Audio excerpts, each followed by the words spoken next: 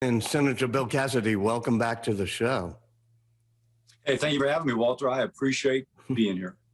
You know, down here where you and I are in Louisiana, it was a really big surprise. Everybody's kind of shocked when you voted to convict.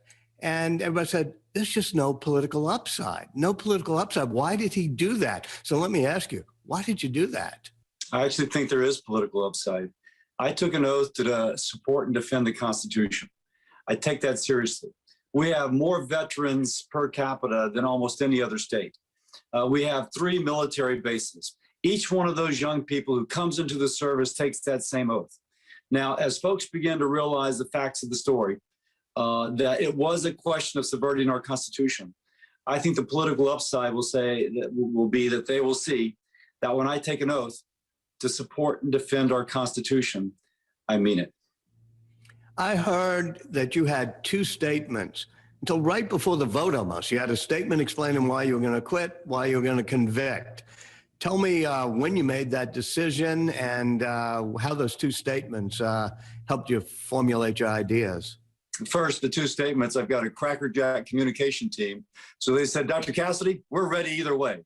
And I smiled because the enterprising photographer using a telephoto lens to spy on me got misdirected.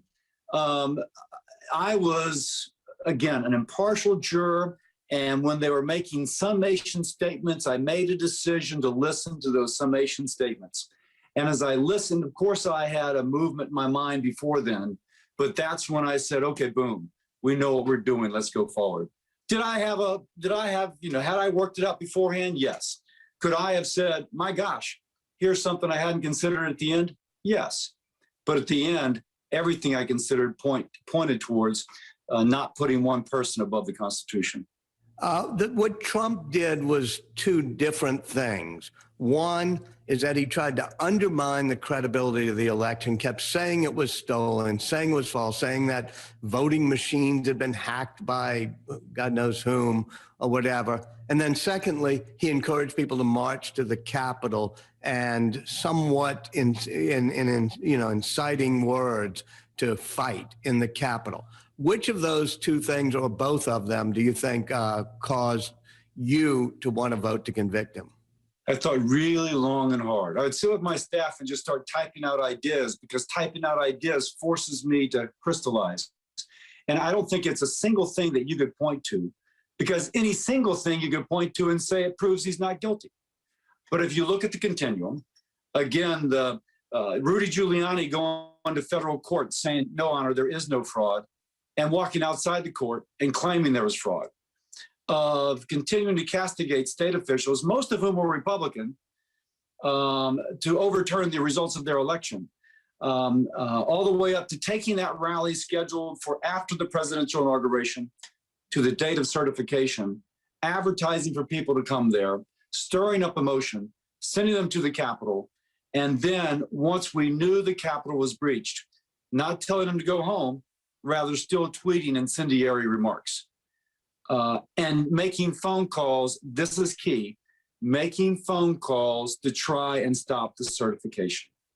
Now we have a motive, and then that gives light to the method. Any one of those by itself would not convict. In a continuum, they absolutely do. You've already been censured by our state Republican Party, but you've probably gotten a whole lot of messages, text messages, emails, and maybe run into people. Tell me what you're really hearing. I am hearing everything. Friendships that have now ended, to folks who said, I am going to support your next campaign. Whatever it takes, I will support you. Now, ultimately, though, it's just a question of how you come down. Do we put one person above the Constitution, or do we say, no, everybody is subject to the same Constitution, and that's what we adhere to? I think as the facts are known, more and more folks will move to that position, not the former position. I expect support to grow. You say that putting Trump above the Constitution is not only wrong, you say is not conservatism, is not republicanism. No, not at all. Conservatism is, again, constitutional conservatism is about putting the Constitution first. But there's many aspects in this whole process which were anti-conservative. The president trying to override state officials, that's against states' rights. It's against the founding principle of federalism, as one example. I could go on, but suffice it to say, I feel so conservative at this moment. And I wonder about those folks who are putting Trump above the Constitution, why they feel so conservative. What happens when you tell people that, when they're angry at you and you push back? Are they listening? Some do. One fellow wrote me a note. I'm disappointed in your vote. I wrote him back. I said, this is why. He wrote me back immediately. Thank you for your reply. I understand. I'm with you. Now, others, they are upset about everything I'm doing. They're upset that I support having a commission to look at the events so that we can make sure it doesn't happen again. But again, if you put the Constitution above all things else, then I think you move to where I am. Minority Leader Mitch McConnell, in his speech slamming Trump after he had voted to acquit Trump, implied that there should be criminal charges, that there are all sorts of jurisdictions in this country that should be holding Trump to account. You've called for a commission. I know you're a doctor, not a lawyer, but tell me whether you think it's wise to have prosecutions now of Donald Trump. No person should be above the law. No one should be hounded by the law.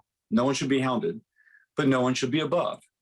I'll leave it up to prosecutors to assume that if Walter Isaacson or Bill Cassidy or Mitch McConnell or Barack Obama or Donald Trump had done the same thing, should they be prosecuted?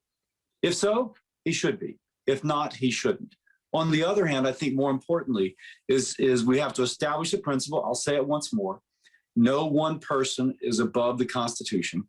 And then as Republicans, we've got to start advocating for our better ideas, which I can give you a list of them through history and including right now, better ideas that give us as a better alternative as we move beyond President Trump into our future.